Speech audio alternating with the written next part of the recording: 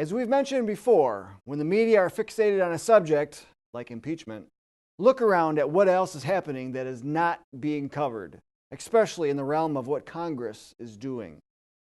Today we'll look at the topic of why Republicans and Democrats are both working towards socialism using the vehicle of free trade on this episode of Analysis Behind the News, where we provide the perspective that you can use to help save American liberty and independence. Now that might come as a surprise to some of you. I can already anticipate some of the comments that will be left on the video, like, does this mean you guys are against free trade? I thought all conservatives were for free trade. How can you guys be against free trade? Isn't that something the founding fathers advocated? Well, the founders advocated peace and commerce with all nations, entangling alliances with none. Free trade has been the vehicle of which globalists use to economically integrate countries into regional union. Then political integration follows, along with a severe shedding of a member country's independence as that regional government then takes over. The most striking example of this is the European Union. Individual countries within the EU have lost much of its decision-making and are forced to acquiesce to EU bureaucracies. If you're not convinced that free trade has been hijacked by globalists, then ask yourself, how is it that big government left-wingers can't work with so-called conservatives on a number of issues, but yet they can agree to work on a free trade agreement, like the USMCA, the United States-Mexico-Canada Agreement? Are we so naive to think that conservatives are just pulling a fast one over the left? The Trans-Pacific Partnership that was being negotiated under the Obama administration was so bad that Trump pulled us out of that one during his first week of office. But thanks to his lead negotiators from the U.S. Trade Representative Office, there are portions of the TPP that were copied and pasted into the USMCA.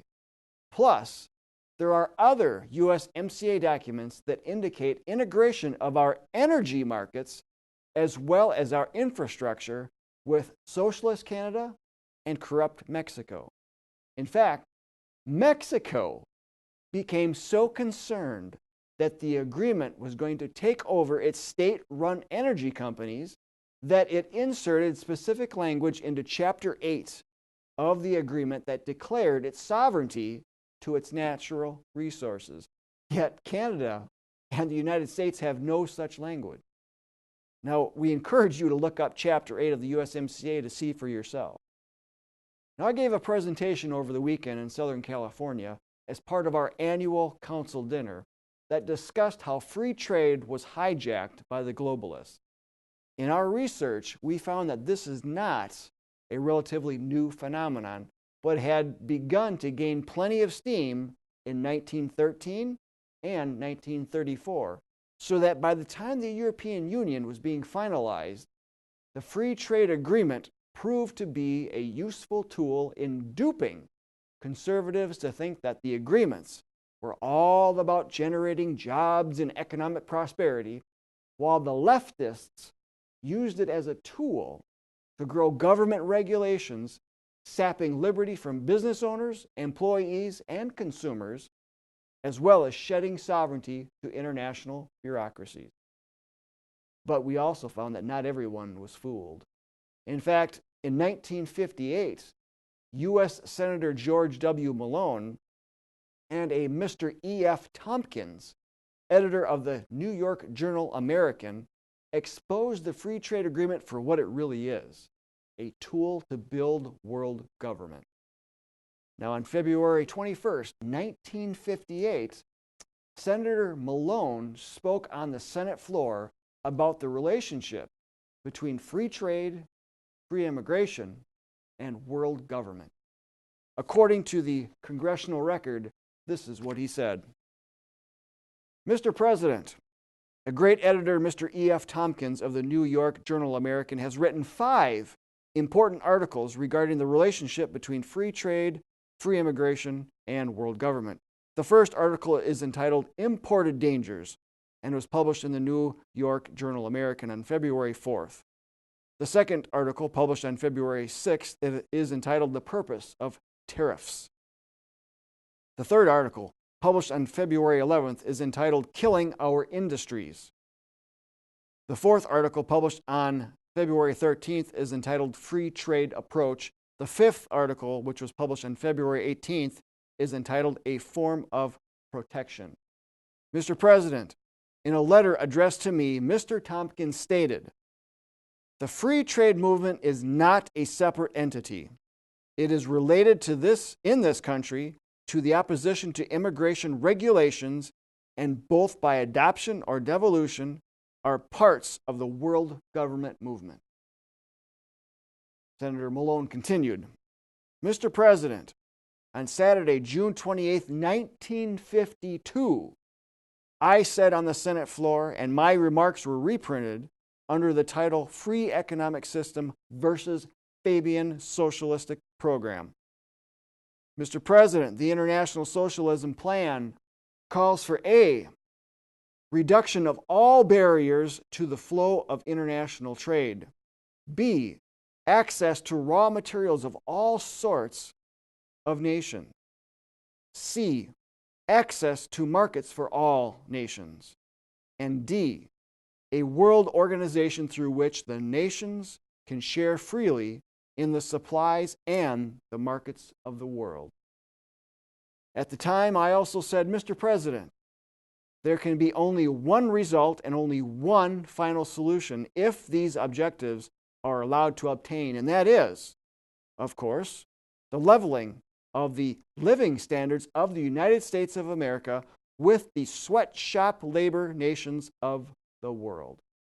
Folks, these 4 points that he mentioned are still either the stated or unstated objectives of today's free trade agreement.